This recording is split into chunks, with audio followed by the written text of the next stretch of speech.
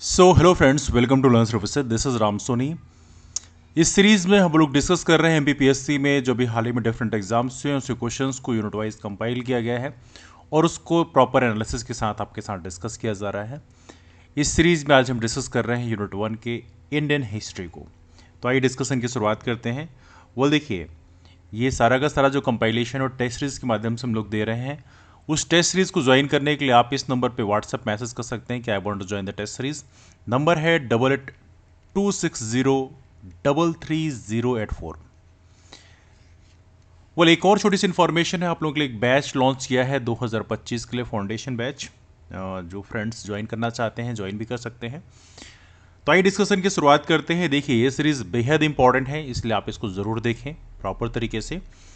पहला क्वेश्चन है, भारत में स्थानीय स्वशासन के जनक कौन थे? ये क्वेश्चन बहुत ही सिंपल क्वेश्चन है। Who was the father of local self government in India? And that is Lord Ripon. Ripon की बात करें, काफ़ी लिबरल वाइसराय के रूप में जाने जाते थे।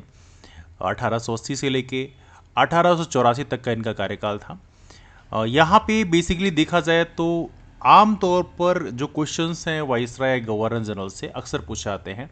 ऐसे पूछा गया था पहले, सती एबोलिशन एक्ट जो है कौन से गवर्नर जनरल के टाइम में लाया गया था? दैट इज विलियम बेंटिक, है ना। तो जैसे कई और क्वेश्चन बन जाते हैं, जैसे विधवा पुनर्विवाह अधिनियम, विडो रिमैरिज एक्ट, ये कौन से गवर्नर जनरल के टाइम में लाया गया? तो ऐसी चीज़ें आमतौर पे आपको पढ़ना होता है। तो ये मैंने कंपाइल किया हुआ, बल्कि इसको आप देख लीजिए। जैसे कॉर्नवालिस की बात करें, इनके टाइम में परमानेंट सेटलमेंट लाया गया था। जमींदारी सिस्टम लाई की थी, आपको याद होगा, जमींदारी, रैयतवारी, महलवारी, ये 3 सिस्टम होते हैं, है ना, भू राजस्व प्रणाली में। अब यहाँ पे याद रखना है, जमींदारी सिस्टम जो बेसिकली कहाँ लाया गया था? बंगाल, बिहार, बनारस, उड़ीसा में, है ना। वैसे ही रैयतवारी और महलवारी का पढ़ लीजिएगा। वेलेज अली की बात करें, इन्होंने सब्सिडरी अलायंस सिस्टम को इंट्रोड्यूस किया था। तो ये भी क्वेश्चन पूछा आता है, सब्सिडरी अलायंस सिस्टम सबसे पहले कौन सी जगह लगाया गया था, है ना। सतारा और बाकी जगह ऑप्शन दे दिया जाएगा आपको। विलियम बेंटिक की बात करें, इनके टाइम में सती को एबॉलिश करने के लिए अधिनियम लाया गया था, सती एबोलिशन एक्ट। राजा राम मोहन राय का बहुत बड़ा कंट्रीब्यूशन उसमें है। सप्रेशन ऑफ ठगी, इन्फेंटिसाइड को इलीगल बताया गया था, है ना। मैटकॉफ की बात करें, इनको लिबरेटर ऑफ इंडियन प्रेस बोला जाता है। इस पे क्वेश्चन भी एमबीपीएससी में पूछा गया था, बाद में उसमें डिस्प्यूट रेज हुआ था। तो चार्ल्स मैटकॉफ को हम लोग प्रेस का मुक्तिदाता कहते हैं। डलहौजी की बात करें, डलहौजी के टाइम में बहुत सारी चीज़ें लाई गई, लेकिन उनमें कुछ प्रमुख हैं। लैप्स, डॉक्ट्रिन ऑफ लैप्स, मतलब यदि किसी का खुद का बच्चा नहीं है तो बेसिकली उसका एम्पायर जो है ब्रिटिश साम्राज्य में ला लिया जाएगा। मतलब जो एडॉप्टेड सन है उसको फॉलो, उसको एक्सेप्ट नहीं किया गया। चार्ल्स वुड डिस्पैच इनके टाइम में लाया गया। वीडियो रिमरीज एक्ट इनके टाइम में लाया गया। पहली रेलवे लाइन जो है बॉम्बे और थाने के बीच में कनेक्ट करने की इनके टाइम में चलाई गई। PWD department, public works department भी डलहौजी के टाइम में लाया गया। इंडिया का पहला इंजीनियरिंग कॉलेज रुड़की में स्टेब्लिश किया गया डलहौजी के टाइम में। तो ये चीज़ें आपको पता होना चाहिए। मायो की बात करें, इनके टाइम में पहला सेंसस कराया गया 1872 में। हालांकि आपको पता होना चाहिए, सेंसस जो है हर 10 साल में आमतौर पे होता था, लेकिन 2011 के बाद अभी 2021 का नहीं हो पाया है बिकॉज ऑफ सर्टन रीज़न। हालांकि उसमें कोविड-19 भी एक बड़ा रीज़न है, साथ में ये भी है कि कास्ट सेंसस की डिमांड की जा रही थी, that is also one of the reason. Lytton की बात करें, सबसे खराब वाइसराय इसको माना जाता था। वर्नैकुलर प्रेस एक्ट 1878 लाया गया इनके टाइम में, कि मतलब जो हमारे वर्नैकुलर लैंग्वेज हैं, लोकल लैंग्वेज हैं, उनके जो प्रेस थे उनको बंद कराए जाने की एक साजिश रची गई। रिपन की बात करें, इन्होंने वर्नैकुलर प्रेस एक्ट को वापस ले लिया था और साथ में 1880 से 1884 के बीच में जो इनका कार्यकाल था, इसमें जो हमारी गवर्नेंस है, लोकल गवर्नेंस है, उसको प्रमोट करने में काफ़ी बड़ा कंट्रीब्यूशन निभाया। इल्बर्ट बिल भी इनके टाइम में एक कंट्रोवर्सियल बिल, बेसिकली कंट्रोवर्सी ये थी कि बेसिकली ये चाहते थे, इन्होंने जो बिल लाया उसका मतलब पर्पज़ ये था कि जो इंडियन जज हैं उनको भी ब्रिटिशर्स के मामले की सुनवाई करने का अधिकार मिले, ये रिपन चाहते थे। लेकिन बेसिकली कोर्ट ऑफ डायरेक्टर्स के अपोज करने के कारण फाइनली वो वापस लेना पड़ा। तो ये रिपन के टाइम में हुआ, मतलब रिपन ने इंडियंस के सपोर्ट में काफ़ी सारे स्टेप लिए। हार्डिंग की बात करें, इनके टाइम में कलकत्ता से दिल्ली जो है कैपिटल ट्रांसफर कर देगी। चेम्सफोर्ड की बात करें, रोलेट एक्ट पास किया गया इनके टाइम में। रोलेट एक्ट वही एक्ट है जिसके कारण जलियांवाला बाग हत्याकांड जिसके बाद हुआ था। इरविन की बात करें, फर्स्ट राउंड टेबल कॉन्फ्रेंस गोलमेज सम्मेलन के टाइम में हुआ। वेलिंगटन की बात करें, पूना पैक्ट इनके बीच समय साइन हुआ। पूना पैक्ट किसके बीच साइन हुआ था? डॉक्टर अंबेडकर और गांधी जी के बीच में। मैकडोनाल्ड अवार्ड को लेकर था। आपको पता होना चाहिए सेपरेट इलेक्टोरेट सिस्टम दिया गया था, जो हमारे यहाँ शेड्यूल कास्ट और शेड्यूल ट्राइब्स हैं उनको। तो ये सारी चीज़ें बेसिकली यहाँ पर अलग अलग गवर्नर वाइसराय के टाइम में हुआ था। एक और फैक्ट याद रखना, पहला वाइसराय बनाया गया था कैनिंग को 1857 के संघर्ष के बाद 1858 में एक एक्ट लाया गया और इसके द्वारा गवर्नर जनरल ऑफ इंडिया की पोस्ट को खत्म कर दिया गया, उसकी जगह वाइसराय शुरू किया गया। क्या शुरू किया गया? वाइसराय। और पहला वाइसराय बनाया गया था कैनिंग को, इसीलिए याद रखना Canning is the first viceroy of India. 1833 में एक अधिनियम लाया गया, 1833 में एक एक्ट लाया गया था, इसके द्वारा गवर्नर जनरल ऑफ बंगाल की पोस्ट को गवर्नर जनरल ऑफ इंडिया में कन्वर्ट कर दिया गया। And William Bentinck became the first governor general of India, है ना। तो ये चीजें थोड़ी सी आपको याद रखना। माउंट बेटन की बात करें, वो the last viceroy, and apart from that Bharat जो कि इंडिपेंडेंट हो गया था उसके बाद he became the first governor general of India. और उसके बाद श्री राजगोपालाचारी की बात करें, वो द लास्ट गवर्नर जनरल। तो ये सारी चीजें आपको पता होना चाहिए, है ना। मैकाले की बात करें, मैकाले का जो एजुकेशन सिस्टम का मॉडल था वो इंग्लिश एजुकेशन को प्रमोट करता था। मैकाले हिंदी लैंग्वेज में एजुकेशन सिस्टम को प्रमोट नहीं करते थे, उसके अगेंस्ट में खड़े थे। तो ये सारी चीजें आपको यहां पर पता होना चाहिए कि किसके टाइम में क्या चीजें हुई हैं, ठीक है। चलो, काफी डिस्कशन हो गया, आप दूसरे क्वेश्चन में चलते हैं। दूसरा क्वेश्चन है, निम्नलिखित में से किसके द्वारा प्रथम बार पाकिस्तान शब्द का प्रयोग किया गया था? Who among the following first coined the word Pakistan?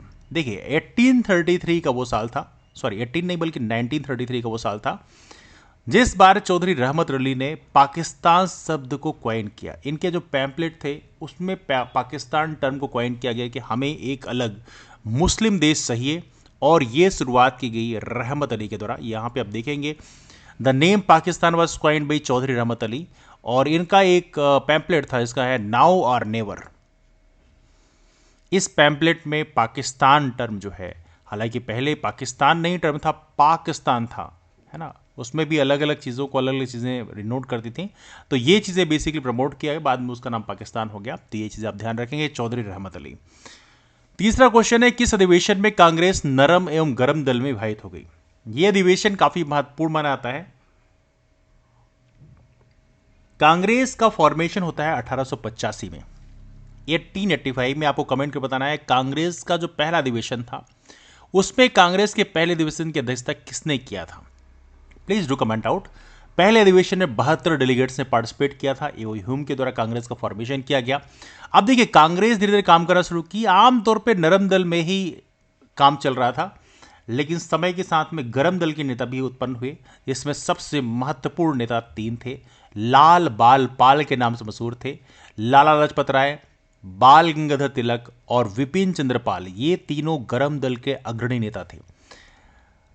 उस समय काफी ज्यादा डिस्प्यूट हुआ। डिस्प्यूट होने के बाद में 1907 में 1907 में सूरत के अधिवेशन में फाइनली गरम दल और नरम दल अलग हो गए। और ये वो टाइम था जब कहीं ना कहीं कांग्रेस का जो अग्रेसिव तरीके से कांग्रेस स्टैंड कर रही थी वो काफी कमजोर भी हो गई। तो याद रखिए, सूरत का सेशन था जिसमें जो गरम दल के नेता थे उनका मानना था कि लाला लाजपत राय या तिलक को बेसिकली प्रेसिडेंट चुना जाए, लेकिन नरम दल के लोग कहते थे नहीं नहीं, रास बिहारी घोष को चुना जाए, और फाइनली यहां पर विभाजन हो गया। ये दोनों यूनाइट कब हुए ये भी पता होना चाहिए आप लोगों को। 1916 में 1916 में लखनऊ पैक्ट में फाइनली इकट्ठा हुआ, लेकिन तब तक काफी देर हो चुकी थी हालांकि। तो ये थोड़ा सा आप ध्यान रखें, this is the very very important one, ठीक है। चलिए, हाँ, 1916 का जो लखनऊ पैक्ट है इसमें अध्यक्षता किसने किया था ये भी याद रखना, अंबिका चरण मजूमदार ने। अंबिका चरण मजूमदार ने अध्यक्षता किया था। और ये सेशन इसलिए भी काफी इंपॉर्टेंट था कि गांधी जी को चंपारण सत्याग्रह के लिए 1916 में एक राजकुमार शुक्ला थे, चंपारण के नेता थे। उन्होंने गांधी जी को चंपारण सत्याग्रह के लिए इनवाइट किया, और गांधी जी का पहला सक्सेसफुल सत्याग्रह चंपारण सत्याग्रह 1917 में हुआ। तो ये भी आप विशेष तौर पे ध्यान रखेंगे, है ना। चलिए आगे चलते हैं, let's go for next question. अगला क्वेश्चन आपके सामने है, 1948 में बुंदेलखंड एवं बघेलखंड को जोड़कर कौन सा प्रदेश अस्तित्व में आया? In the year 1948 which state came into existence after the merger of Bundelkhand and Baghelkhand? बहुत ही सिंपल क्वेश्चन है। मध्य प्रदेश के फॉर्मेशन के पहले मध्य प्रदेश में कई सारे राज्य बन गए थे। ये था आपका बुंदेलखंड का क्षेत्र, ये था बघेलखंड का क्षेत्र। इन दोनों को मर्ज करके बनाए थे विंध्य प्रदेश। इसकी राजधानी बनी थी रीवा, है ना। इसके अलावा कुछ और भी राज्य थे, जैसे ये वाला जो क्षेत्र था ग्वालियर का रीजन और ये पूरा इंदौर का रीजन, इन दोनों को मर्ज करके बना दिया गया था मध्य भारत का क्षेत्र। ठीक है, तो ये पूरा किस में आ गया था, मध्य भारत में आ गया था। यहां पे एक भोपाल, ऑलरेडी भोपाल एक राज्य था, आप लोग पता ही होगा। और साथ में जो महाकौशल का रीजन है, मतलब जबलपुर के आसपास का जो रीजन है ना, और साथ में इधर छत्तीसगढ़ का रीजन, सीधे नीचे जाओ तो नागपुर का रीजन है, कुछ रीजन, इन सब को मिला के बनाया गया था एक राज्य, जिसका नाम है केंद्रीय प्रांत और बरार, जिसकी राजधानी बनाई गई थी नागपुर। 1 नवंबर 1956 को सबका मर्जिंग हो गया और फाइनली मध्य प्रदेश का उदय होता है। तो ये भी आप विशेष तौर पे ध्यान रखेंगे, है ना। चलिए अगले क्वेश्चन में चलते हैं। पांचों क्वेश्चन निम्नलिखित में से कितनी रियासतें 15 फरवरी 1948 को स्वराष्ट्र संघ में मिलाई गई, है ना। How many principalities were merged in the Saurashtra Sangh on 15 फरवरी 1948। तो यहां पे सबसे पहले आप याद रखना, जब भी भारत का मैप आप बनाते हो तो ये तो पता ही होगा आप लोगों को ना, ऊपर का जो क्षेत्र है ये है कच्छ का रीजन, नीचे का जो क्षेत्र है यही है सौराष्ट्र, है ना। तो इसी आप विशेष तौर पर याद रखना। तो इसमें 222 रियासतों को मर्ज किया गया था। ऐसे क्वेश्चन का रिप्लाई कर पाना it is literally very difficult, क्योंकि कौन से संघ में कितनी रियासतें थी ये याद रखना बहुत मुश्किल काम होता है। लेकिन फिर भी हमें पीएससी कभी कभी ऐसे डिफिकल्ट क्वेश्चन पूछती है इसका कोई रिप्लाई ना कर पाए, तो वहां पे तो फिर गेस वर्क ही चलता है। छठा क्वेश्चन है, राष्ट्रीय आंदोलन के प्रथम चरण में कांग्रेस की निम्न में से कौन सी मांग नहीं थी।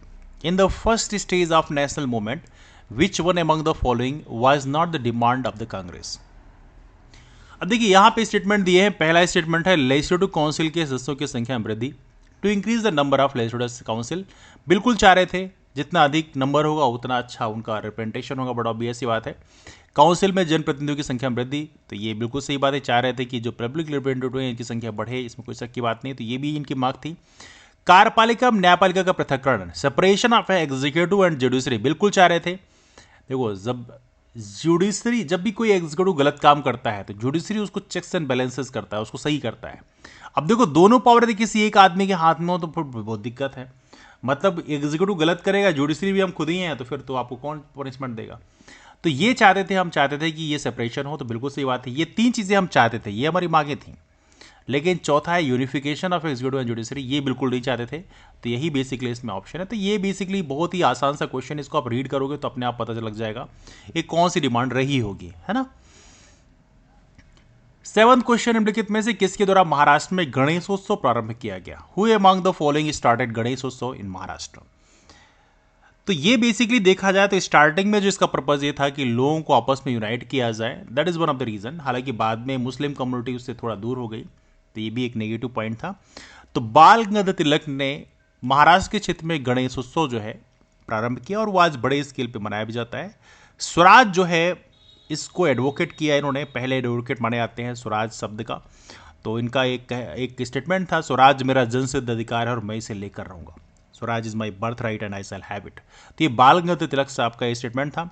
इनके 2 पेपर हैं जो काफी महत्वपूर्ण है, जिसे आप विशेष तौर पे ध्यान रखना, और यहां से क्वेश्चन पूछा भी जाता है।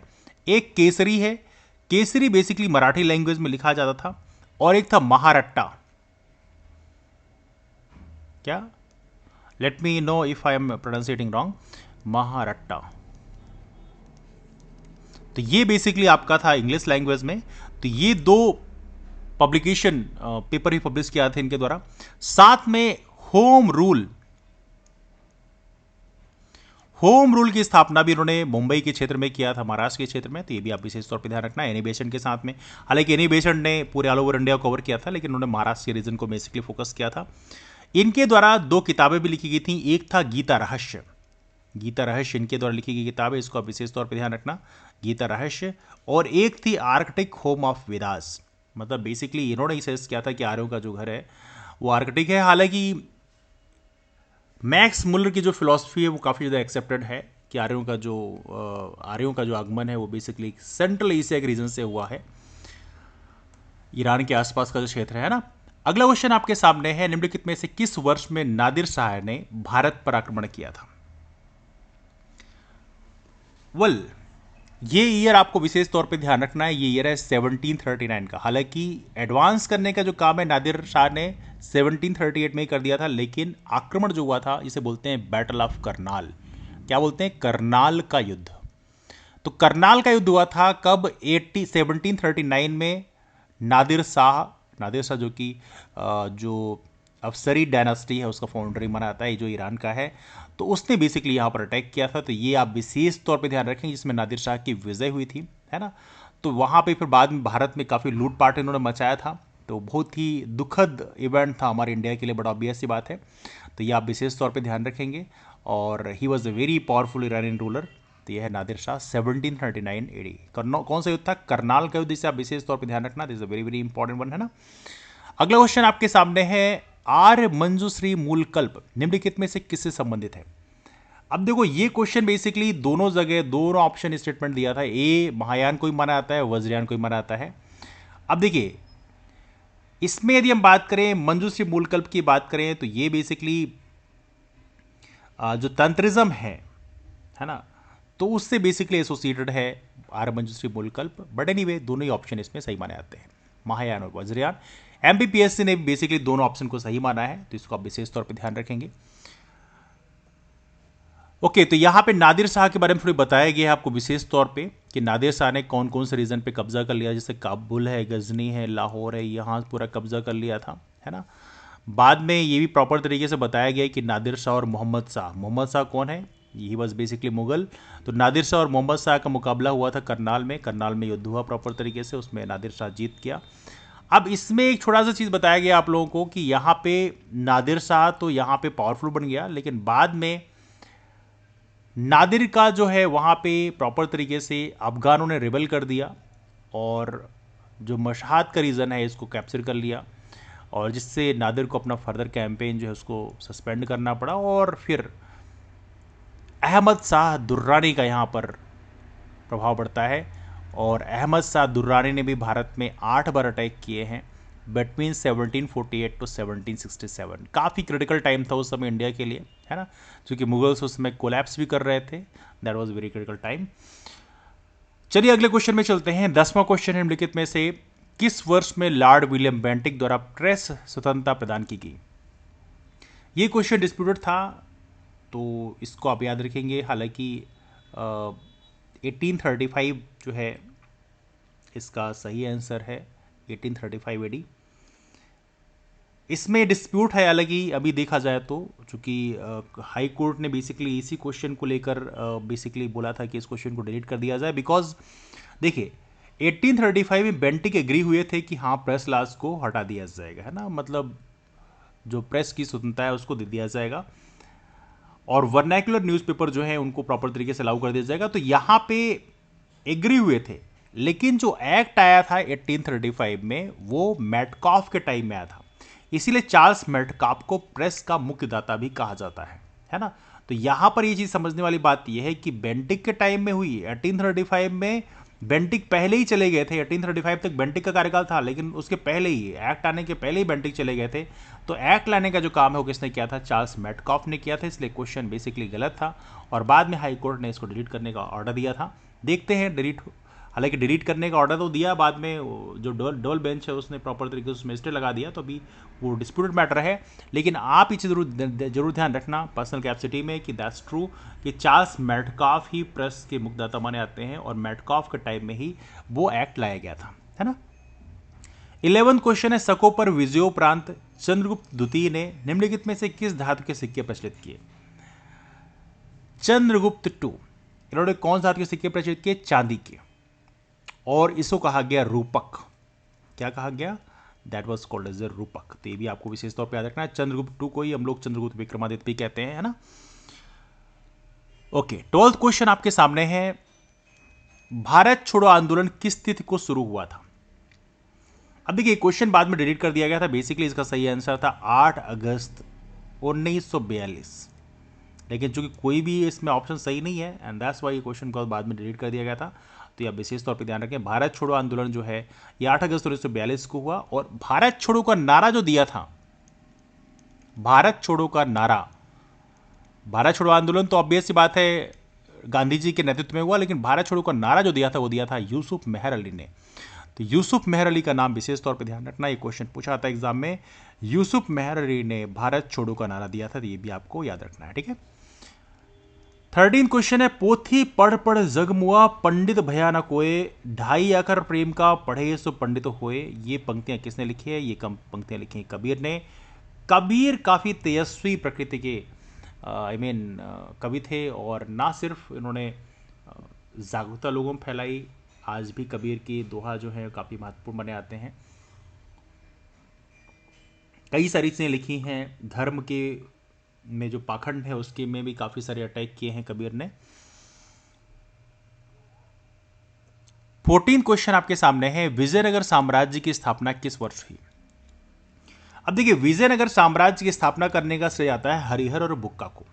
तो हरिहर जो है पहले रूलर बनते हैं, राजा बनते हैं, और याद रखिएगा एक बहुत ही महत्वपूर्ण है, विजयनगर साम्राज्य की स्थापना हुआ था वैसे 1336 में, है ना, लेकिन ये काफी लंबा साम्राज्य था और काफी समृद्ध एम्पायर बना था। विजयनगर एम्पायर में हम लोग 4 डायनास्टी पढ़ते हैं। कौन सी? संगम, सलुव, तुलुव और अराविदु। तो ये 4 याद रखना, संगम, सलुव, तुलुव एंड अराविदु। तो ये आप याद रखना, और इसकी राजधानी बनाई गई थी हम्पी को। किसको? हम्पी को। कहां पे? कर्नाटका में। तो ये भी आप विशेष तौर पे ध्यान रखना, this a very very important one, ठीक है। बल्कि यहाँ पे थोड़ा एक्सप्लेनेशन भी दिया हुआ है आपके सामने। हरिहर बुक्का जो है इसके फाउंडर माने आते हैं, है ना, on the southern banks of Tungabhadra में एस्टेब्लिशमेंट किया गया है इसका। और ये पहले वीर बल्लाल जो होयसाला किंग थे, इनके अंडर में काम करते थे। बाद में उन्होंने अपना खुद का एम्पायर इस्टेब्लिश किया, और हरिहर पहले राजा बने, और बाद में हरिहर के बाद में बुक्का जो है इन्होंने सक्सेड किया। तो ये विशेष तौर पर ध्यान रखना, this is very very important, ठीक है। अगला क्वेश्चन आपके सामने है, चंपारण सत्याग्रह के दौरान नील की खेती किस नाम से पहचानी जाती थी? अब देखो, चंपारण सत्याग्रह के पहली बात तो याद रखना कि कब हुई है, तो 1917 में चंपारण सत्याग्रह हुआ। गांधी जी ने चंपारण सत्याग्रह किया, और चंपारण सत्याग्रह के लिए इनको इन्वाइट करने के लिए कौन गए थे? राजकुमार शुक्ल। पहले डिस्कस कर चुका हूं, 1916 में लखनऊ पैक्ट हुआ था, लखनऊ अधिवेशन था कांग्रेस का, उसमें राजकुमार शुक्ल जो किसानों के नेता थे चंपारण के, इन्होंने गांधी जी को इनवाइट किया था। और फिर 1917 में गांधी जी ने चंपारण सत्याग्रह किया, एंड दैट वाज सक्सेसफुल। जिस चीज को अपोज कर रहे थे वो है 3 कथिया प्रणाली, है ना। तो इसे आप विशेष तौर पर ध्यान रखना, नील की खेती में जो 3 कथिया पद्धति है, इसके खिलाफ में चंपारण सत्याग्रह किया गया, इसको आप विशेष तौर पर याद रखेंगे, this is very very important, ठीक है। 16वां क्वेश्चन आपके सामने है, परमहंस मंडली की स्थापना किस राज्य में हुई? परमहंस मंडली, देखिए पहली बात याद रखेंगे, परमहंस मंडली की स्थापना का श्रेय जाता है किसको? ददोबा। क्या नाम है? ददोबा पांडुरंग। ददोबा पांडुरंग। ददोबा पांडुरंग और बाल शास्त्री जाम्बेकर को जाता है 1849 में, 1849 में इन्होंने स्टेब्लिश किया था किसको? परमहंस मंडली। कहां पे स्थापित किया गया? That was establish in Maharashtra. तो महाराष्ट्र में इसको स्थापित किया गया था। ये बिलीव करते थे वो एक गॉड में, लेकिन सबसे महत्वपूर्ण इनका जो वो था कि कास्ट रूल जो है, हमारा कास्ट सिस्टम जो उसको ब्रेक किया जाए, और इसके चलते जो लो कास्ट लोग हैं उनके यहाँ प्रॉपर तरीके से जो उनका बनाया हुआ खाना है उसको इनके जो मेंबर्स हैं वो खाने भी जाते थे, इसे प्रमोट करते थे। बेसिकली देखा जाए तो कहीं ना कहीं कि हम कास्ट सिस्टम को अपोज करते हैं, जो कास्ट का डोमिनेंस विशेष तौर पे है, जो कास्टिज्म है, जो छुआछूत की समस्या है, उसको हम अपोज करते हैं। तो ये सारी चीज़ें बेसिकली यहाँ पे थी परमहंस मंडली। 17 क्वेश्चन आपके सामने है, तहकीक-ए-हिंद, ये किताब के लेखक कौन है? तो तहकीक-ए-हिंद के जो लेखक थे वो थे दैट इज़ अल-बरूनी। तो ये आप विशेष तौर पर ध्यान रखें, अल-बरूनी बेसिकली मोहम्मद गजनी के साथ में ही came to India in 11th century में अल-बरूनी केम टू इंडिया। तो याद रखिएगा, दिस वेरी इंपॉर्टेंट। एक और याद रखिएगा, यहाँ पे एक किताब इब्न बतूता की बड़ी फेमस है जिसका नाम है रहला, तो ये भी याद रखिएगा, है ना। तो ये है तहकीक, किस किताब है? अल-बरूनी की। तो ये आप विशेष तौर पर ध्यान रखेंगे। यहाँ पे थोड़ा एक्सप्लेनेशन दिया हुआ है कि परमहंस मंडली ने बेसिकली वीडो रिमरीज को भी परमिट देने के लिए यहाँ कैंपेनिंग किया था, और साथ में वुमेन एजुकेशन के लिए प्रमोट किया था। वुमेन एजुकेशन में बड़ा श्रेय हमारे यहाँ सावित्रीबाई फुले को जाता है। किसको? सावित्रीबाई फुले। ये नाम विशेष तौर पर ध्यान रखें, सावित्रीबाई फुले और ज्योतिबा फुले, वुमेन एजुकेशन के लिए बड़ा कंट्रीब्यूशन है, और सावित्री फुले और ज्योतिबा फुले ने मिलकर सत्य शोधक समाज की स्थापना 1873 में किया था। तो ये भी आपको विशेष तौर पर ध्यान रखना, वुमेन एजुकेशन के लिए बड़ा कंट्रीब्यूशन है। चलिए, तहकीक हिंद की बात करें, इसके लिए लिखा भी है, एक साइंटिफिक ट्रिटी है, एन इंक्वायरी इनटू इंडिया। इसमें प्रॉपर तरीके से भारतीय कल्चर इकोनॉमी सिस्टम को बताया गया था, है ना। तो ये भी याद रखिएगा अलबरूनी का, ठीक है। Now let's move on for next question. 18 question है, प्रार्थना समाज की स्थापना कहां हुई थी? That's very easy question. प्रार्थना समाज की स्थापना हुई महाराष्ट्र में। किसने स्थापना किया, ये आपको विशेष तौर पर ध्यान रखना। सिख सामाजिक धार्मिक आंदोलन के रूप में इसकी स्थापना किया था 1867 में, 1867 में। और ये स्थापना का श्रेय जाता है आत्माराम पांडुरंग को। क्या नाम है? आत्माराम पांडुरंग को जाता है। इसमें आप विशेष तौर पर याद रखें, कई बार इसके संस्थापक के रूप में महादेव गोविंद रानड़े का नाम लिखा मिलता है, लेकिन ऐसा नहीं है। महादेव गोविंद रानड़े के ज्वाइन करने के बाद में प्रार्थना समाज जो है काफ़ी पॉपुलर हुई। पॉपुलरिटी गेन करने में महादेव गोविंद रानड़े का बहुत बड़ा कंट्रीब्यूशन है, लेकिन स्थापना करने का श्रेय जाता है आत्माराम पांडुरंग को। तो ये आप विशेष तौर पे ध्यान रखेंगे, this is a very very important one, ठीक है। चलिए, अगला क्वेश्चन आपके सामने है, परंपरा के अनुसार अलवरों और नैनारों की संख्या कितनी है? अलवर और नैनार ये क्या होते हैं? तो ये बेसिकली तमिल पोएट संत हैं। तो एक तो ये आप विशेष तौर पे ध्यान रखेंगे, जो कि अपनी भक्ति मूवमेंट को प्रमोट कर रहे थे साउथ इंडिया में। और ये टाइम पीरियड जो था वो 5th सेंचुरी एडी से लेके, मतलब 500 एडी से लेके लगभग 1000 एडी तक प्रमोशन उन्होंने किया है। तो ये है अलवर और नैनार। अलवरों की बात करें, अलवर कौन थे? अलवर ऐसे तमिल पोएट थे जो डिवोशनल थे। डिवोशन था उनका विष्णु के प्रति, है ना। किसके प्रति? लॉर्ड विष्णु के प्रति। वहां पे अलग सेक्ट मिलता है आपको, वैष्णवाइट एंड सवाइट, है ना। और नैनार की बात करें, ये कौन थे? शिव के उपासक थे, है ना। तो ये आप विशेष तौर पे ध्यान रखेंगे। अलवर जो है दोनों का अलग अलग डिवोशन था। नैनर जो है, अलवर जो है विष्णु के उपासक थे, नैनर जो है वो किसके? लॉर्ड शिवा के उपासक थे, है ना। तो यहां पर याद रखिए जो संख्या थी वो कितनी थी? 63 थे नैनर। और अलवर कितने थे? अलवर थे आपके 12। ये मैंने गलत में टिक कर दिया, 12 और 63। तो 12 थे अलवर, 63 थे नैनार। तो ये आप विशेष तौर पर कि अलवर जो है विष्णु के उपासक थे, नैनार जो है वो शिव के उपासक थे। और इन्हें सेवाइट कहा जाता है ना, लिंगायत। 20th क्वेश्चन आपके सामने, ओके, यहां पे लिखा भी है प्रॉपर तरीके से, आप इसको देख सकते हैं ना। 20th क्वेश्चन आपके सामने है, 20th ही है ना, ओके। संथाल विद्रोह के मुख्य नेता कौन थे? देखिए, संथाल विद्रोह प्रेजेंट टाइम में झारखंड है वहां पे आएगा। तो ये अंग्रेजों के खिलाफ में और जमींदारी सिस्टम के खिलाफ में ये विद्रोह हुआ था। ये विद्रोह हुआ था 1855 में। तो ये थोड़ा सा आप याद रखिएगा। इसमें जो मुर्मू ब्रदर्स थे उनका इससे बड़ा कंट्रीब्यूशन है। मुर्मू ब्रदर्स में 4 लोग थे बेसिकली। एक तो खुद सिद्धू थे, जिनका नाम यहां पे लिखा हुआ है सिद्धू, है ना। दूसरे थे यहां पे कान्हू, सिद्धू कान्हू, किसी का नाम भी आ सकता है एग्जाम में। एक थे चांद और एक थे भैरव। ये 4 मुर्मू ब्रदर्स हैं जिनका एक बड़ा कंट्रीब्यूशन बनाता है, मेन लीडर्स माने जाते हैं। तो यहाँ पे सिद्धू थे, है ना। तो इनका नाम विशेष तौर पे आपको ध्यान रखना है। 1855 का टाइम था, है ना। 21st क्वेश्चन, निम्नलिखित में से किस स्थान पर बौद्ध गुफाएं स्थित नहीं है? अब देखो, अजंता और बाग में तो बौद्ध गुफाएं हैं, चलो ठीक है, वो तो गुफाएं आप जानते भी हो। सांची की बात करें, यहां कोई गुफाएं नहीं है, स्तूप है। बलसाड़ की बात करो, ये कहां पे है? बलसाड़ पड़ेगा आपके गुजरात में, बलसाड़ डिस्ट्रिक्ट है। तो ये बेसिकली इन दोनों में देखा जाए तो बौद्ध गुफाएं नहीं है। तो एमपीपीएससी ने इन दोनों ऑप्शन को सही माना था कि यहाँ दोनों जगह बौद्ध गुफाएं नहीं है। बाकी अजंता तो आप जानते हो महाराष्ट्र में है, बाघ तो अपने मध्य प्रदेश में बाघ गुफाएं हैं, धार में, है ना। तो ये आप विशेष तौर पे आपको ध्यान रखना है कि कौन सी गुफाएं कहाँ पे हैं। You must know about this one, ठीक है। चलिए,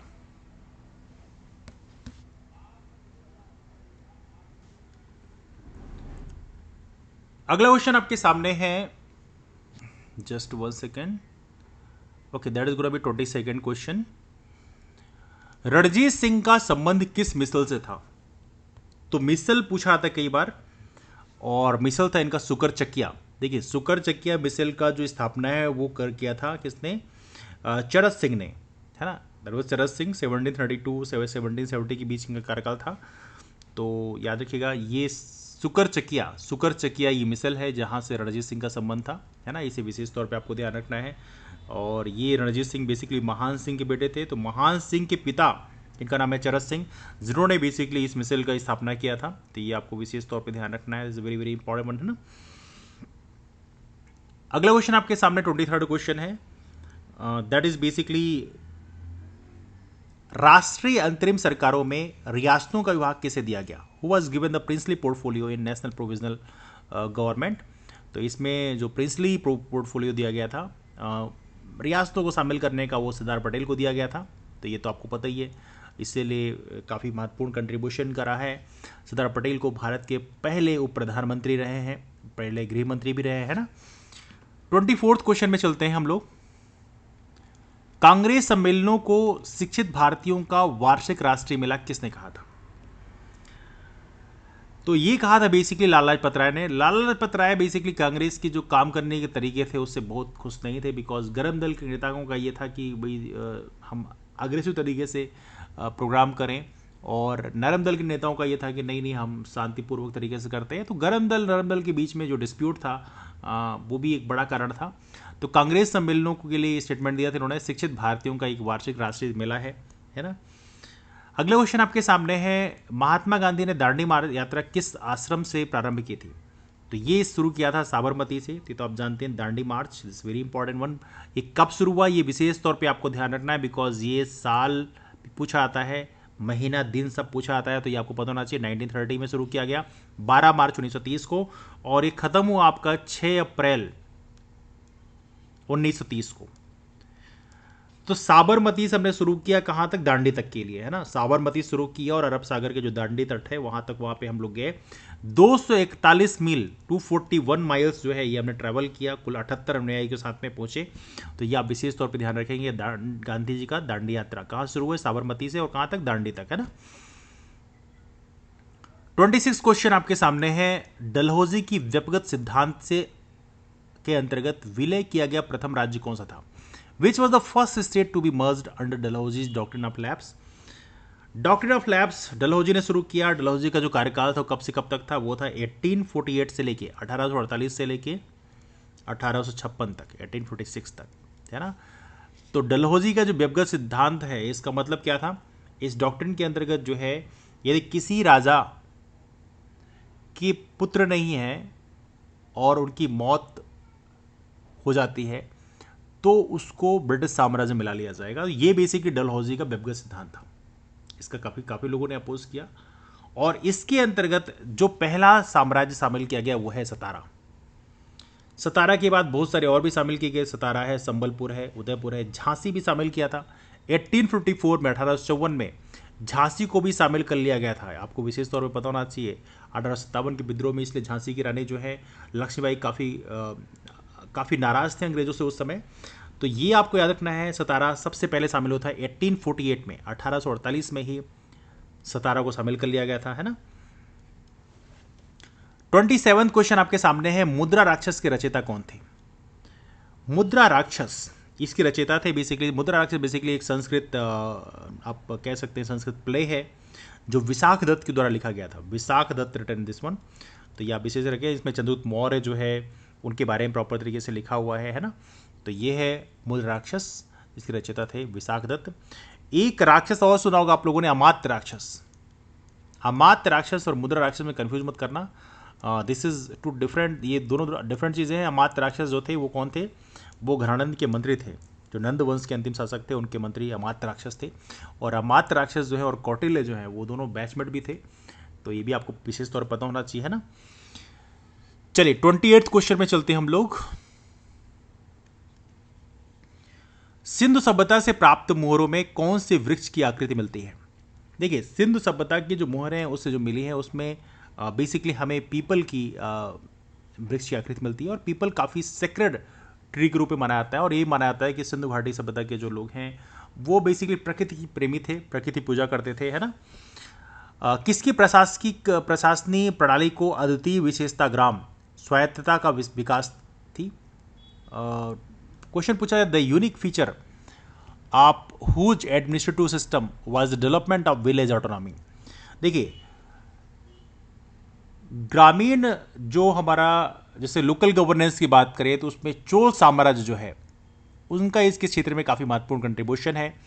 और कह सकते हैं लोकल गवर्नेंस मतलब विलेज ऑटोनॉमी होनी चाहिए प्रॉपर तरीके से। चोल साम्राज्य जो है इसमें विशेष तौर पे, और चोल साम्राज्य की यदि हम बात करें that was very powerful dynasty of south India, है ना। इनका तो काफ़ी दूर तक था, श्रीलंका के भी बड़े क्षेत्रों में पहुंच गया थे। और उसके अलावा जो आपका जो इनका जो साम्राज्य वो मिले इंडोनेशिया तक पहुंच गया था, that was quite big one. हालांकि ज़्यादा टाइम के लिए नहीं था, बट स्टिल चोल साम्राज्य जो है उसका नवल पावर भी काफ़ी मजबूत था, है ना। 30th क्वेश्चन आपके सामने है, एलोरा एवं एलिफेंटा के स्थल किस काल से संबंधित है। एलोरा एवं एलिफेंटा, देखिए एलोरा एलिफेंटा जो है इसका एस्टेब्लिशमेंट हुआ है राष्ट्रकूटों के टाइम में। और राष्ट्रकूट डायनास्टी का जो रूल था वो था 755 एडी से 975 एडी तक था। राष्ट्रकूट वंश की स्थापना का श्रेय आता है दांदी दुर्ग को, तो ये तो आप जानते ही हैं। तो ये विशेष तौर पे आप याद रखिए, एलोरा एलिफेंटा के जो स्थल हैं वो किस संबंधित है, राष्ट्रकूट डायनास्टी संबंधित है ना। 31st क्वेश्चन है, किस चंदेल राजा ने महमूद गजनवी का सामना किया था। देखिए महमूद गजनवी का सामना का श्रेय आता है किसको, दैट इज विद्याधर। तो उस समय महमूद जो है कन्नौज के राजाओं को सपोर्ट कर रहा था, तो दैट्स वाई उसके खिलाफ में चंदेल राय से युद्ध हुआ था। और जिससे युद्ध हुआ था वो है विद्याधर की इसमें हार हुई थी। और विद्याधर का जो साम्राज्य था उस समय कहलाता था, जो चंदेल साम्राज्य था वो जेजाक भुक्ति कहलाता था। क्या, जेजाक भुक्ति। ये पूछा गया था कभी कभी एग्जाम में कि चंदेल साम्राज्य का नाम क्या होता था, तो इसका नाम होता था जेजाक भुक्ति। तो ये आप विशेष तौर पे आपको ध्यान रखना है। और विद्याधर की सेना से मुकाबला हुआ था महमूद गजनवी का, तो ये आप विशेष तौर पे ध्यान रखेंगे, है ना। Now let's move for next question. Okay, यहाँ बहुत सारी चीजें और भी दी हुई हैं, आप देख सकते हैं बाद में। 32nd क्वेश्चन है आपके सामने, 19वीं शताब्दी के मध्य में भारतीय राष्ट्रवाद भ्रूणावस्था में थी, इस तथ्य को मानने वाले इतिहासकार कौन थे। Indian nationalism in the middle of 19th century was in embryonic stage was a historian with regard to the fact. कौन थे ये स्टेटमेंट देने वाले, ये हैं डॉक्टर आर.सी. मजुमदार और डॉक्टर आर.एस. सेन। इन दोनों ने स्टेटमेंट दिया था, है ना। 32nd क्वेश्चन आपके 33rd क्वेश्चन है, 1857 में लंदन से प्रकाशित होने वाले समाचार पत्र टाइम्स के संवाददाता कौन थे, जिन्होंने लिखा था उत्तरी भारत में गोरे आदमी की गाड़ी को कोई भी मिथ्यापूर्ण दृश्य नहीं दिखता था। बिल्कुल सही बात है। Who was the correspondent of the newspaper Times published from London in 1857 wrote that nobody in North India looks at white man's car with a friendly view। और ये किसने लिखा था, that was written by the W.H. Russell। आप जिनके साथ बुरा बर्ताव करोगे तो वो आपको क्यों मिथ्यापूर्ण दृश्य देखेगा, बड़ा ऑब्वियस सी बात है।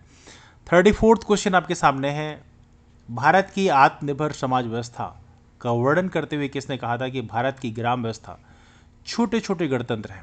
Who speaks of India self land social system, the rural system in India is a tiny Republic. तो ये स्टेटमेंट दिया था किसने, that was given by Charles Metcalfe.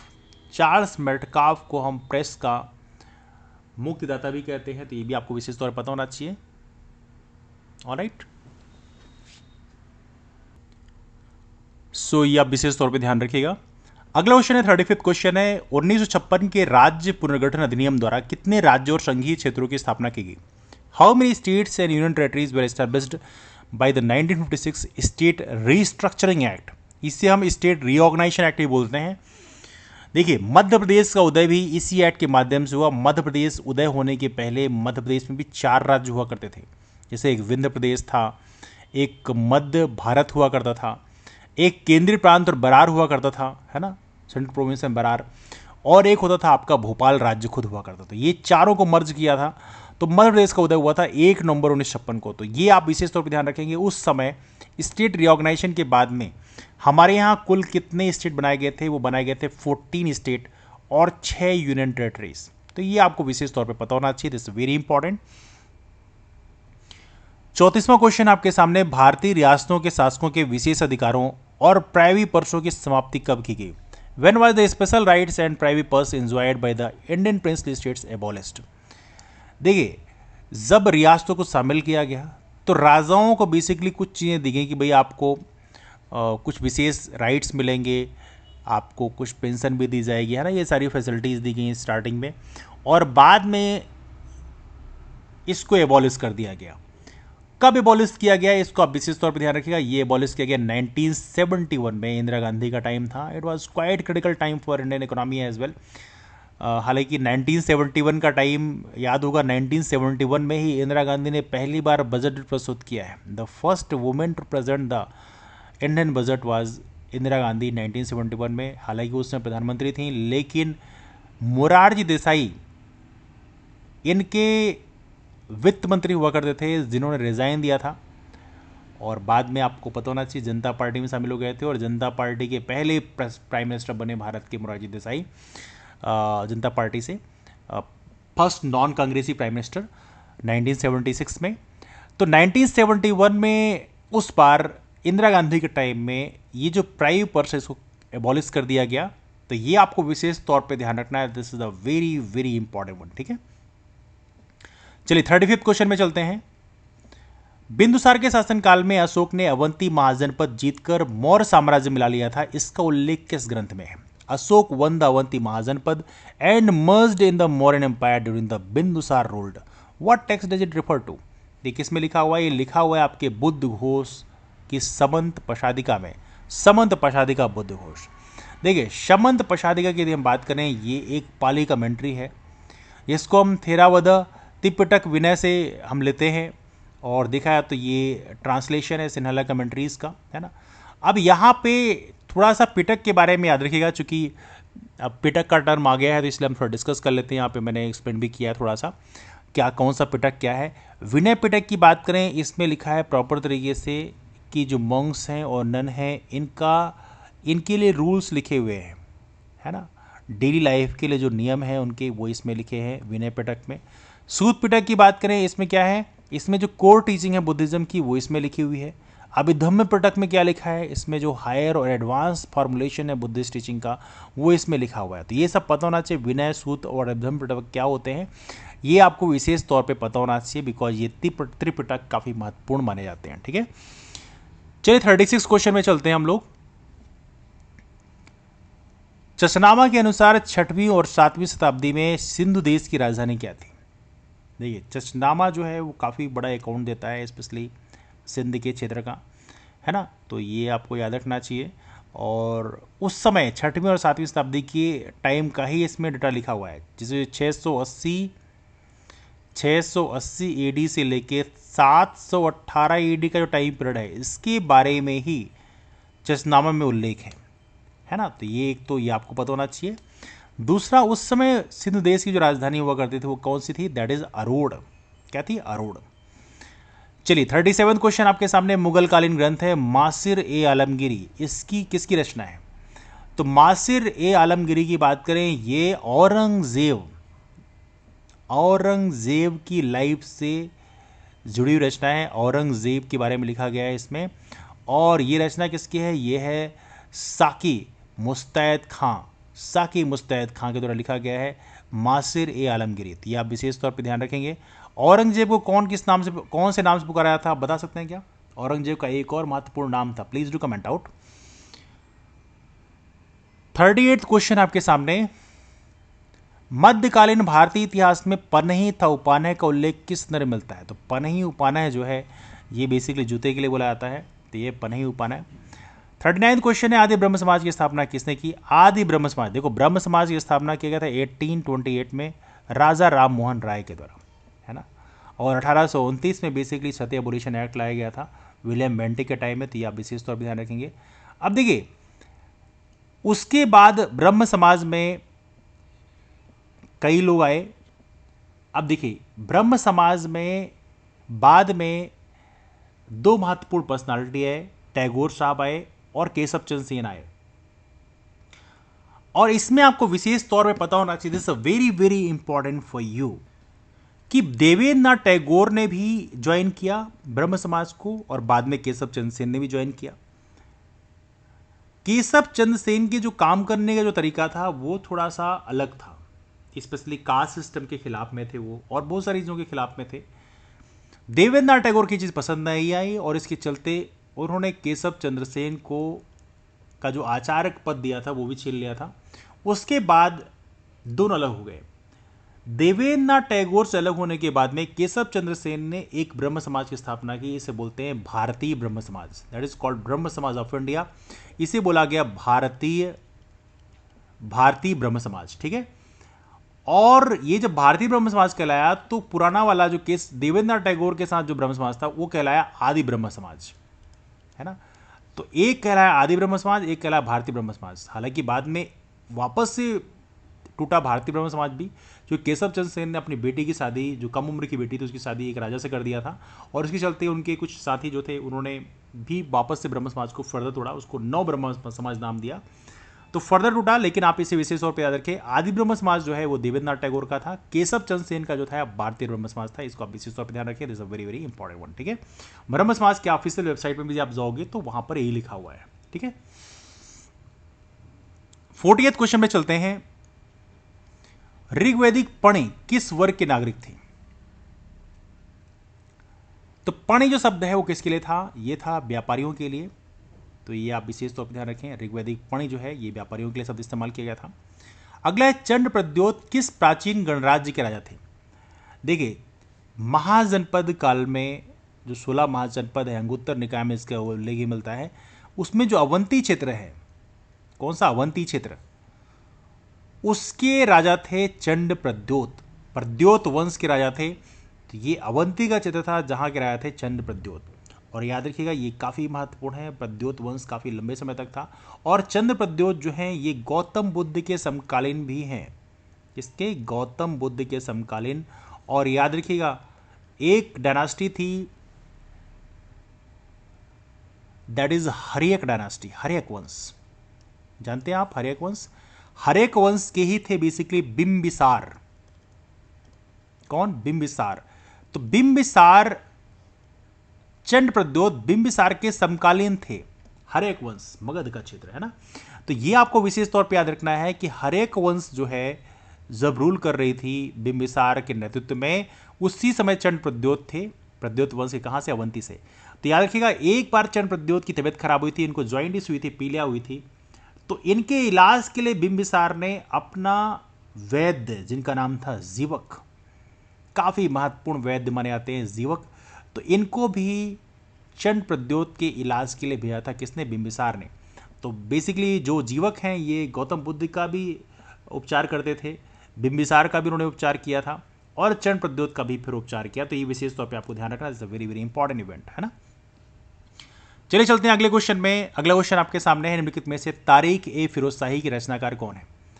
तारीख ए फिरोज शाही की रचनाकार कौन है? देखिए इसमें दोनों ही नाम आते हैं, और तारीख ए फिरोज शाही किताब यदि आप देखोगे तो इसमें दोनों के नाम लिखे भी हैं। लुक एट हियर, जियाउद्दीन बरानी और शमसे सिराज आफिफ, इन दोनों के नाम इसमें लिखे हुए हैं, इसलिए एमपीपीएससी ने दोनों ही ऑप्शन सही माने हैं। तो ये आपको विशेष तौर पर ध्यान रखना है, इट्स वेरी इंपॉर्टेंट।